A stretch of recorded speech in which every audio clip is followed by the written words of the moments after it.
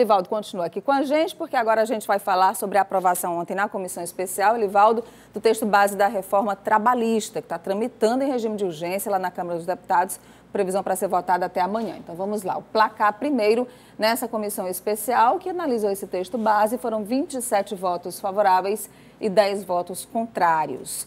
Esse texto segue para o plenário da Câmara já, acho que hoje chega lá. A previsão de ser votado hoje, inclusive. E ser concluído tudo, se houver alguma discussão ainda no plenário. O regime de urgência permite isso, né? Muito bem, vamos lá às mudanças. As férias dos trabalhadores. Hoje, essas férias podem acontecer em 2 períodos, de pelo menos 10 dias, um dos períodos, né? Agora a gente vai ver como vai ser pela proposta que está sendo apresentada no texto base da reforma trabalhista. As férias poderão ser fracionadas em até 3 períodos, sendo que um deles não pode ser inferior a 14 dias e os outros 2 de pelo menos, né, no mínimo, 5 dias. Isso já até que funciona, né? Na prática, isso aí só regulamentando. Não é novidade. Não é muita novidade, não. Vamos para frente aí, a terceirização. A proposta do texto base veda a demissão de efetivo e a recontratação desse trabalhador pelo empregador na terceirização por um período de 18 meses, ou seja, a empresa tem um trabalhador, né, tem um terceirizado contratado, se ele for demitido, ele não pode ser recontratado pela mesma empresa num prazo inferior a 18 meses, é o que traz essa proposta da reforma trabalhista. A empresa que recepcionar terceirizado deve manter o uso de ambulatório, alimentação e segurança, isso no caso das empresas que mantêm aqueles empregados de uma forma mais contínua, né?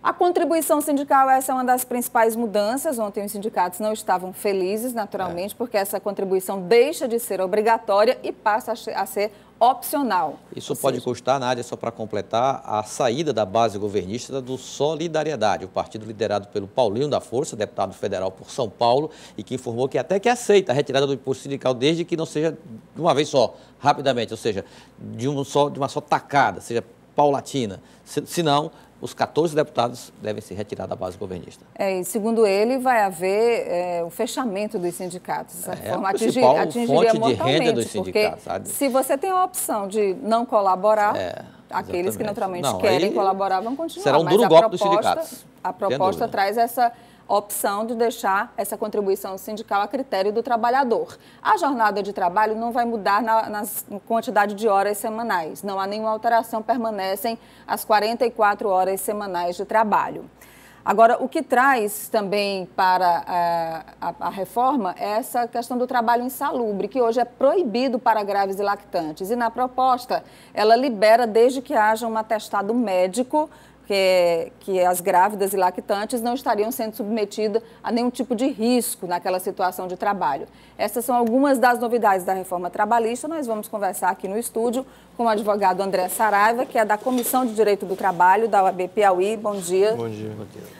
Bom, a OAB tem se posicionado contra algumas reformas. Esses pontos da reforma trabalhista, inclusive discutidos amplamente numa audiência que aconteceu anteontem na sede da OAB aqui em Teresina. A partir daí, como é que vocês começam a analisar o texto desse texto base, doutor André, que foi aprovado ontem? Bem, a OAB, primeiramente, é contra essa reforma. Não que ela não precise, não que a OAB diga que falta uma atualização, já tendo em vista que já tem 70 anos nossa consolidação de leis trabalhistas, mas pela celeridade que está tendo essa discussão, pela falta de debatimento de pontos. Não são mudanças específicas nos pontos, mas sim a falta de discussão sobre eles. A falta de discussão, justamente quando ele falou esse caráter de urgência, tem deixado realmente tem pecado nessa divergência, nesse lado contrário. Por exemplo, ali foi dito que a jornada de trabalho vai partir agora, vai manter 44 horas semanais, como se diz, mas, no entanto, a partir de agora será legislado, será institucionalizado que, por exemplo, pode ter o trabalho de 12 horas consecutivas, consequente de um descanso de 36 horas. É o trabalho intermitente e também eles estão regulamentando o trabalho remoto, né, daqueles trabalhadores que ficam em casa trabalhando para a empresa. Exatamente, chamado home office, que é aquele trabalhador que trabalha em sua casa, utilizando dos seus meios para a produção do empresariado.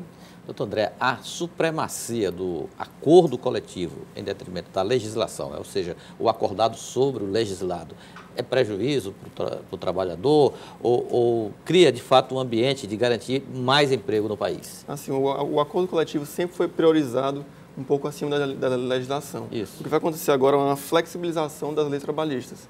Ou seja, esse acordo coletivo será muito mais amplo. Acordos coletivos agora poderão ser votados, não precisarão ser votados para manter-se em poder. Por exemplo, um acordo coletivo que já é muito comum, esse das 12 horas, já era comum para plantonistas, médicos plantonistas, para vigilantes. Agora, o que for decidido nesses acordos coletivos não precisarão passar por uma nova votação. Agora, isso, como o Elivaldo perguntou, doutor André, grande trunfo que o governo federal utiliza é que, a partir da flexibilização dessas leis trabalhistas e com essas novas propostas apresentadas, o Brasil começa a se recuperar na geração de empregos. A OAB analisa assim também? Não, a OAB não analisa assim, tendo em vista que o maior prejudicado, na verdade, é o trabalhador. Por exemplo, essas modificações na lei trabalhista, tanto quanto a jornada de trabalho, tanto a jornada intermitente, quanto o maior, que eu vejo, o maior pecado dessa reforma, que é essa questão do artigo 611, na linha B, que fala que a partir de agora, por exemplo, a jornada de trabalho e os descansos, que a partir de agora será de 30 minutos apenas, não mais 1 hora, não mais litigam com a questão da saúde, higiene e segurança do trabalho. Nós achamos isso realmente mesmo revoltante, tendo em vista que o trabalhador já é a parte fraca do contrato de trabalho. Então, essa flexibilização pode sim dar, claro, ao empresariado uma margem maior de lucro, uma margem maior de crescimento social, mas em detrimento da segurança, da higiene e da segurança do trabalho do trabalhador. Sem refletir necessariamente no aumento no número de cargos, né, ou de vagas oferecidas no mercado de trabalho. Pode aumentar, tá, sem dúvida, um número de vagas oferecidas, mas justamente em detrimento de como já foi votada a terceirização, em detrimento de salário, em detrimento de segurança do trabalho. Eu queria agradecer ao doutor André Saraiva, que é membro da Comissão de Direito do Trabalho da OAB Piauí. Esses trechos, essas modificações do texto base, o que vai estar sendo apresentado na proposta, claro que a gente ainda tem muita discussão pela frente sobre isso. Elivaldo, vamos à última de hoje. Nádia, mudança na direção do Democratas no estado do Piauí. Sai o ex-prefeito Gustavo Medeiros, de União, que presidia a Comissão Provisória Estadual. E entra Rony Lustosa, o ex-vice-prefeito de Teresina, que começou a sua trajetória política no próprio Democratas. Foi eleito em 2008 vereador pelo Democratas. Em 2012 já foi eleito vice-prefeito de Teresina pelo PSD. Agora, em 2014, participou da eleição, 2016, pelo PSB. Depois dessa volta, desse giro total, ele retorna à sua origem, que é o Democratas. A nomeação já foi assinada pelo presidente nacional da legenda, o senador José Agripino Maia. Obrigada, Elivaldo.